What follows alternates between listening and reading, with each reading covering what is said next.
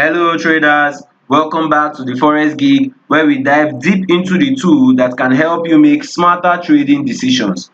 And in today's video, we are going to be talking about the best pivot point strategy, trading strategy. We are talking about the best pivot point trading strategy. You will learn how to use these pivot points to identify potential market turning points and make informed trading decisions. So by the end of this video, you would understand how to implement this strategy in your own trading. You would also understand how to identify these strategies, identify the typical turning points in the market. So stay tuned to enhance your forex trading skills. So we start by understanding what pivot points are, and the pivot points are widely used tool in trading. They are designed to help you identify potential support and resistance level in the market. These levels are calculated using the previous trading section high, low and closing prices. So turning on my pivot indicator to help us further simplify what pivot points are all about. Now the central point acts as a referral line, which is an additional support. Is either the support 1, support 2 or the support 3, and they have resistance too. They have the resistance of the R1, we have the R1, we have the R2 and we have the R3. These are levels, these levels are derived from those additional lines. The pivot points, they are referral lines. These are where they are driven from. Traders rely on these levels to anticipate where price might reverse from or consolidate. So these areas or these pivot points on my chart are very essential lines. They work like magic. Price gets to this area and you expect a resistance in this area. Now the formula for the central pivot point is straightforward. The formula for the central pivot point is straightforward, and the formula for this is pivot point, the PP is equal to the high plus the low plus the close, all divided by 3. So this is the formula for the pivot point. Now from this, the first level of support and resistance are calculated. So with this formula, it has automatically calculated the first level of support and resistance. Now the first level of support and resistance are actually calculated as with S1 is equal to open bracket 2 times the pivot point. Remember, this is the formula for the pivot point. Then the R1 is driven from R1 equal to 2 times the pivot point minus the low. The S1 is equal to open bracket 2 times pivot point minus the high, while the R1 is equal to 2 times the pivot point minus the low. This is the formula for the first These are the formulas for the first level of the support and resistance, while this is the formula for the central pivot point. Now second and third level are also determined by adding or subtracting the range, that is the high or the low. This is how other levels are being driven. They are being calculated. You subtract the high and the low to its pivot point. So now if you notice the central pivot point, you notice how the central pivot point often acts as a magnet for price. You can notice how it's acting as a magnet for price. While the S1 and the SR and the R1 serve as barriers where price either bounce off or break through. You can look at the R1 or the S1. If you see this area in the S1, you see price came here and bounced off. Price came here and bounced off and it broke through in this area. These are what S1 and the R1 typically do in the market. Now if you look at this R1, you can see it's bouncing price to the downside. As you can see, these are typically what they do. Pivot points are objective and constant because they rally on fixed calculation. This makes them particularly useful for day traders and scalpers who need clear reference points during intraday trading. Whether price is trending or ranging, this level offer a structured way to identify market behavior.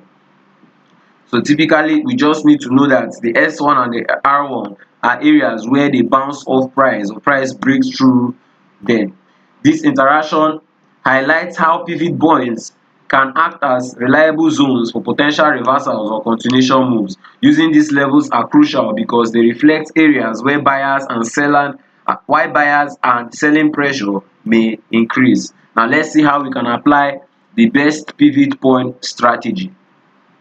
Let's see how we can apply this. Now the best pivot point strategy is when you combine the precision of the pivot point with price action analysis to create a robust trading approach.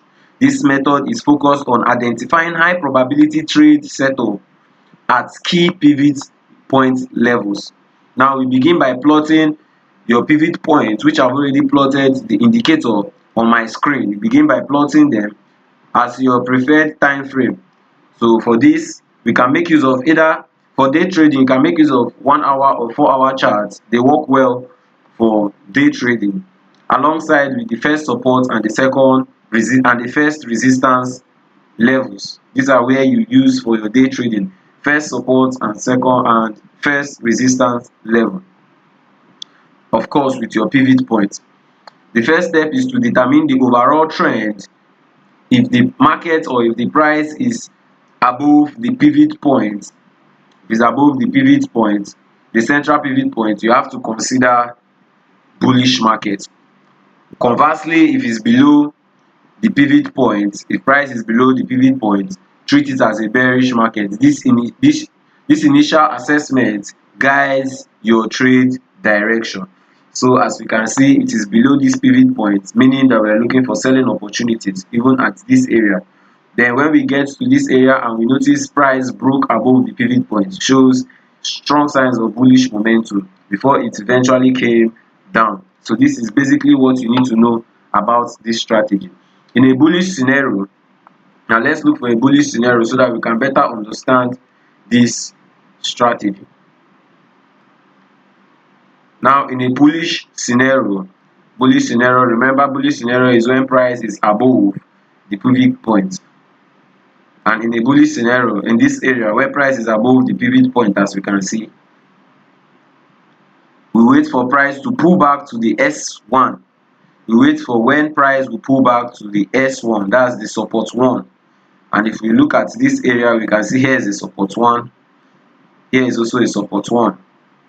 And at this area, price pulled back to the support 1. Let's try and make the example more understanding for the viewers. This retracement often offers a potential entry point. However, don't rush in just yet. Look for confirmations in the form of price action. A bullish engulfing pattern or a pin bar at the S1 can signal a strong buying opportunity. So you can look for a bullish engulfing or you can look for a pin bar. This bullish engulfing could have been a good sign, or you can use this bullish engulfing because this is the first engulfing when price pierced through, when price got to the support level, and for sure we knew that it was reacting. So this would have been the best time for us to enter this position. Now for a bearish market, you apply the same scheme principle in reverse. You wait for price to climb to the R1 before you take your sell trade. If price is below the pivot point, you first wait for price to get to your R1 before you take any trade. Now if we can look for when price got below our pivot point, our central pivot point, we wait for price to get to the R1. In this case, price did not get to the R1, but in this case, when price was below the pivot point, we can see when price was below the pivot point. In all these scenarios, I cannot see price reacting from our area. We need a good example to further explain this. We have to look for a selling opportunity when price gets to, okay, I can see from this area price is below our pivot point here. At this area, when price is below our pivot point, we wait for price to come to our R1 and react. Then we look for our bearish signals, our bearish candlestick pattern, and we can see a pin bar in this area, we can see a doji, and we can see an engulfing bearish candle. These are signals, these are bearish candlestick signals, like the bearish engulfing, the morning star, and so on and so forth. This signals that bears are in the market and it's time to take a sell. Now, once you have identified your entry, if I'm to enter this point, I'll enter at the bullish engulfing. If you have identified your entry, it is crucial to always manage your risks. Remember, you always put your stop loss just above the resistance level in case of a selling opportunity, just above the resistance level, above in case of a bearish scenario. Then in terms of a bullish scenario, you put your stop loss just below the support level. You put it just below the support level.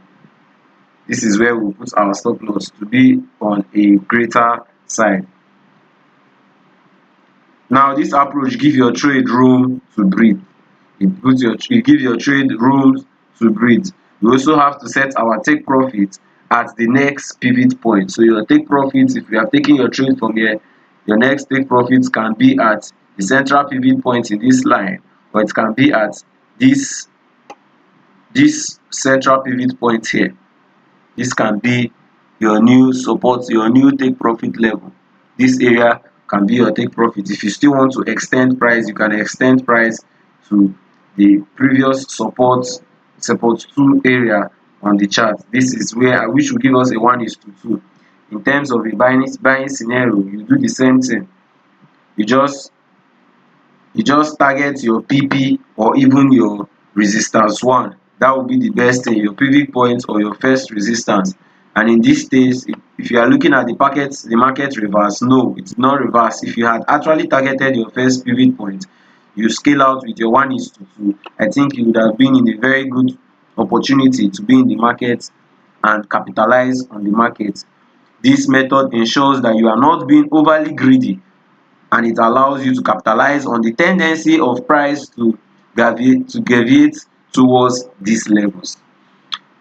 So I believe I have explained most of all this. If we want to look for another example to better understand what we are trying to say, we can look for another bullish example. Remember, when price is above your pivot point, when price is above your pivot point, this is when you'll be looking for your buying opportunities. Then when price is below your pivot point, okay, my pivot point did not reach this area. Trying to adjust it. So let's get an opportunity in this area. When price was below our pivot point, you look for when price gets to the support. And when price got to the support region below your pivot point, remember we are selling from the resistance 1, and in this case price did not get to the resistance 1 below the pivot point. Let's look for, okay, presently price is, as we can see from this area, price is above the pivot point.